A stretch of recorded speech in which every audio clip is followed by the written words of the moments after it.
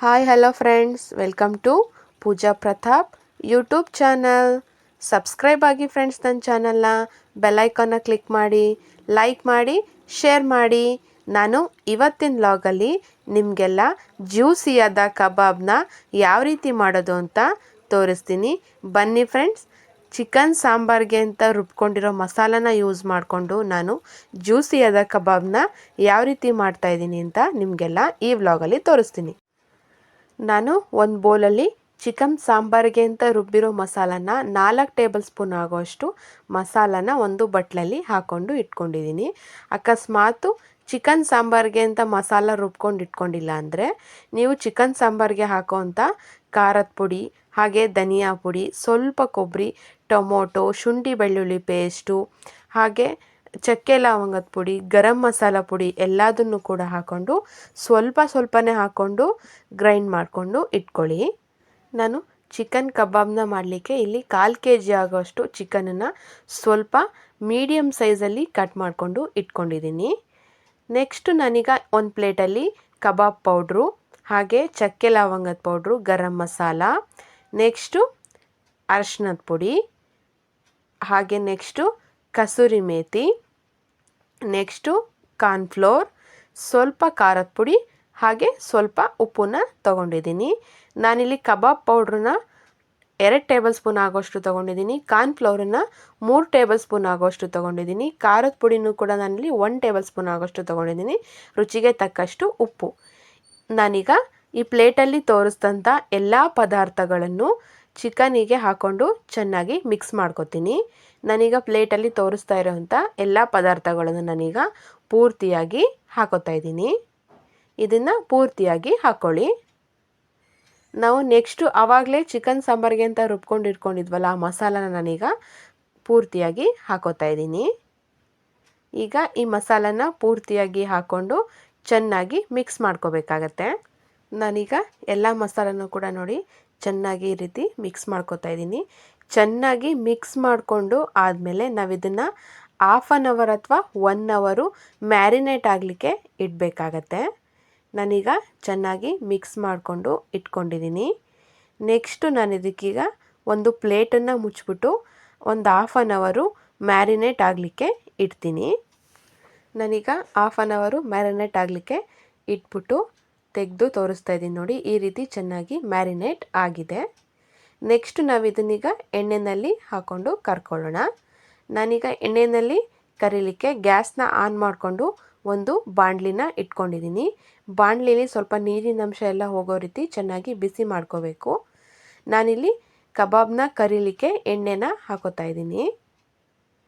ನಾನೀಗ ಎಣ್ಣೆನ ಹಾಕ್ಕೊಂಡಿದ್ದೀನಿ. ಎಣ್ಣೆ ಚೆನ್ನಾಗಿ ಬಿಸಿ ಆಗಲಿ.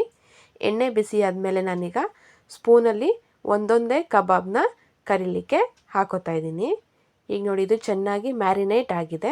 ನಾವಿದನ್ನೀಗ ಎಣ್ಣೆನೂ ಕೂಡ ಚೆನ್ನಾಗಿ ಕಾದಿದೆಯಲ್ಲ ಅದ್ರ ಒಳಗಡೆ ಒಂದೊಂದೇ ಪೀಸ್ಗಳನ್ನು ಹಾಕ್ಕೊಂಡು ಕರ್ಕೊಳ್ಳೋಣ. ನಾನೀಗ ಸ್ವಲ್ಪ ಪೀಸ್ಗಳನ್ನು ಹಾಕ್ಕೊಂಡು ಎಣ್ಣೆಯಲ್ಲಿ ಕರಿಯೋದಕ್ಕೆ ಹಾಕಿದ್ದೀನಿ. ಈಗಿದು ಒಂದು ಸೈಡು ಚೆನ್ನಾಗಿ ಬೆಂದಿದೆ. ನೆಕ್ಸ್ಟ್ ನಾವೀಗ ಇದನ್ನು ಇನ್ನೊಂದು ಸೈಡು ತಿರುಗಿಸ್ಬಿಟ್ಟು ಹಾಕ್ಕೋಬೇಕಾಗತ್ತೆ. ನಾನೀಗ ಒಂದೊಂದೇ ಪೀಸನ್ನು ನೋಡಿ ಈ ರೀತಿ ತಿರುಗಿಸ್ಕೊಂಡು ಹಾಕೋತಾ ಇದ್ದೀನಿ. 2 ಸೈಡು ಕೂಡ ಎಣ್ಣೆಯಲ್ಲಿ ಚೆನ್ನಾಗಿ ಬೇಯಬೇಕು. ಸ್ವಲ್ಪ ಲೋ ಫ್ಲೇಮ್ನಲ್ಲಿ ಇಟ್ಕೊಂಡು ಚಿಕನ್ ಕಬಾಬ್ನ ಕರ್ಕೊಳ್ಳೋದ್ರಿಂದ ಚಿಕನ್ ಕಬಾಬು ಟೇಸ್ಟು ತುಂಬ ಚೆನ್ನಾಗಿರುತ್ತೆ, ಹಾಗೆ ಜ್ಯೂಸಿಯಾಗಿ ಬರುತ್ತೆ. ನೋಡಿ ಈಗ ನಾನು ಈ ರೀತಿ ಚಿಕನ್ ಕಬಾಬನ್ನು ಕರೆದುಕೊಂಡಿದ್ದೀನಿ. ನಾನು ಇದನ್ನೀಗ ಒಂದು ಜಾಲರಿ ತಗೊಂಡು ತೆಕ್ಕೋತಾ ಇದ್ದೀನಿ. ತೆಗೆದ್ಬಿಟ್ಟು ನಾನೀಗ ಒಂದು ಬಟ್ಲಲ್ಲಿ ಹಾಕೋತಾ ಇದ್ದೀನಿ. ನಾವು ಅದೇ ರೀತಿ ನೆಕ್ಸ್ಟು ಇನ್ನೊಂದು ಸರಿ ಇನ್ನೂ ಸ್ವಲ್ಪ ಕಬಾಬ್ ಪೀಸನ್ನು ಎಣ್ಣೆಯಲ್ಲಿ ಹಾಕ್ಕೊಂಡು ಚೆನ್ನಾಗಿ ಕರ್ಕೊಳ್ಳೋಣ. ನಾನೀಗ ಇನ್ನೂ ಸ್ವಲ್ಪ ಕಬಾಬನ್ನು ಎಣ್ಣೆಯಲ್ಲಿ ಹಾಕೋತಾ ಇದ್ದೀನಿ. ಇದನ್ನು ಕೂಡ ಲೋ ಫ್ಲೇಮ್ನಲ್ಲೇ ಇಟ್ಕೊಂಡು ಕಬಾಬ್ನ ಚೆನ್ನಾಗಿ ಕರ್ಕೋಬೇಕಾಗತ್ತೆ. ಈಗ ನಾನು ಒಂದು ಸೈಡು ನೋಡಿ ಈ ರೀತಿ ಚೆನ್ನಾಗಿ ಬೇಯ್ತಾ ಇದೆ. ನೆಕ್ಸ್ಟ್ ಇದನ್ನು ಕೂಡ ಇನ್ನೊಂದು ಸೈಡು ತಿರುಗಿಸ್ಕೊಂಡು ಹಾಕ್ಕೋಬೇಕಾಗತ್ತೆ. ನಾನೀಗ ಒಂದು ಸ್ಪೂನ್ನ ತಗೊಂಡು ಈ ರೀತಿ ಒಂದೊಂದೇ ಪೀಸನ್ನು ಈ ರೀತಿ ತಿರುಗಿಸ್ಕೊಂಡು ಹಾಕೋತಾ ಇದ್ದೀನಿ. ಈ ರೀತಿ 5 ನಿಮಿಷ ಬಿಟ್ಬಿಟ್ಟು ತಿರುಗಿಸ್ಕೊಂಡು ಹಾಕೊಳ್ಳೋದ್ರಿಂದ ಕಬಾಬು ಕೂಡ ರೋಸ್ಟ್ ಆಗಿ ಜಾಸ್ತಿ ಸೀದೋಗಲ್ಲ. ಸ್ವಲ್ಪ ಸ್ವಲ್ಪನೇ ಬೆಂದಾದಮೇಲೆ ತೆಗೆದು ಹಾಕೋದ್ರಿಂದ ಅದು ಕ್ಲೀನಾಗಿ ಒಳಗಡೆ ಎಲ್ಲ ಚೆನ್ನಾಗಿ ಬೇಯುತ್ತೆ. ನೆಕ್ಸ್ಟ್ ನಾನು ಇದನ್ನೀಗ ಇದನ್ನು ಕೂಡ ತೆಕ್ಕೊಂಡು ಒಂದು ಪ್ಲೇಟಲ್ಲಿ ಹಾಕೋತೀನಿ. ನೋಡಿ, ಈ ರೀತಿ ಜ್ಯೂಸಿಯಾಗಿ ಚಿಕನ್ ಕಬಾಬು ಚೆನ್ನಾಗಿ ಬೆಂದಿದೆ. ನಾವು ಇದನ್ನು ತೆಗೆದುಕೊಂಡು ಒಂದು ಪ್ಲೇಟಲ್ಲಿ ಹಾಕ್ಕೊಳ್ಳೋಣ.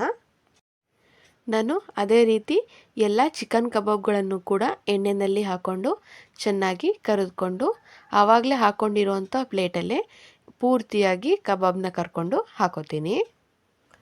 ಈಗ ಚಿಕನ್ ಕಬಾಬು ನಾನು ಪೂರ್ತಿಯಾಗಿ ಕರ್ಕೊಂಡು ಪ್ಲೇಟಲ್ಲಿ ಹಾಕೋತಾ ಇದ್ದೀನಿ. ನೀವು ಈ ರೀತಿ ಚಿಕನ್ ಸಾಂಬಾರಿಗೆ ಅಂತ ರುಬ್ಕೊಂಡಿರೋ ಮಸಾಲಾನ ಯೂಸ್ ಮಾಡಿಕೊಂಡು ಈ ರೀತಿ ಮಸಾಲಾನ ಮಿಕ್ಸ್ ಮಾಡಿಕೊಂಡು ಒಂದು ಅರ್ಧ ಗಂಟೆ ಮ್ಯಾರಿನೇಟ್ ಆಗಲಿಕ್ಕೆ ಇಟ್ಬಿಟ್ಟು ಈ ರೀತಿ ಚಿಕನ್ ಕಬಾಬ್ನ ನೀವು ಮನೇಲೊಮ್ಮೆ ಟ್ರೈ ಮಾಡಿ. ನಾನೀಗ ಚಿಕನ್ ಕಬಾಬ್ನ ಒಂದು ಪ್ಲೇಟಿಗೆ ಹಾಕ್ಕೊಂಡು ಸರ್ವ್ ಮಾಡಿಕೊಂಡು ಇಟ್ಕೊಂಡಿದ್ದೀನಿ. ನಾನು ನಿಮಗೆ ಯಾವ ರೀತಿ ಚಿಕನ್ ಕಬಾಬು ಜ್ಯೂಸಿಯಾಗಿ ಕಾಣ್ತಾ ಇದೆ ಅಂತ ನಿಮಗೆಲ್ಲ ತೋರಿಸ್ತಾ ಇದ್ದೀನಿ. ನೋಡಿ, ಒಂದೊಂದೇ ಪೀಸನ್ನು ತೆಗೆದ್ಬಿಟ್ಟು ಯಾವ ರೀತಿ ಜ್ಯೂಸಿ ಥರ ಚಿಕನ್ ಕಬಾಬ್ ರೆಡಿಯಾಗಿದೆ ಅಂತ ತೋರಿಸ್ತಾ ಇದ್ದೀನಿ. ನೋಡಿ, ಈ ರೀತಿ ಜ್ಯೂಸಿಯಾದ ಚಿಕನ್ ಕಬಾಬು ನೀವು ಒಮ್ಮೆ ಮನೆಯಲ್ಲಿ ಟ್ರೈ ಮಾಡಿ.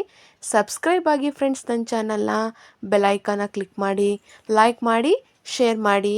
ನೀವು ಬೆಲ್ಲೈಕನ್ನ ಕ್ಲಿಕ್ ಮಾಡೋದ್ರಿಂದ ಅದರಲ್ಲಿ ಆಪ್ಷನ್ಸ್ ಬರುತ್ತೆ. ಆಲ್ ಅಂತ ಆಪ್ಷನ್ನ ಕ್ಲಿಕ್ ಮಾಡಿದ್ರೆ ನಾನು ಹಾಕುವಂಥ ಎಲ್ಲ ಪ್ರತಿ ವಿಡಿಯೋಗಳು ಕೂಡ ನಿಮಗೆ ನೋಟಿಫಿಕೇಷನಲ್ಲಿ ಬರುತ್ತೆ.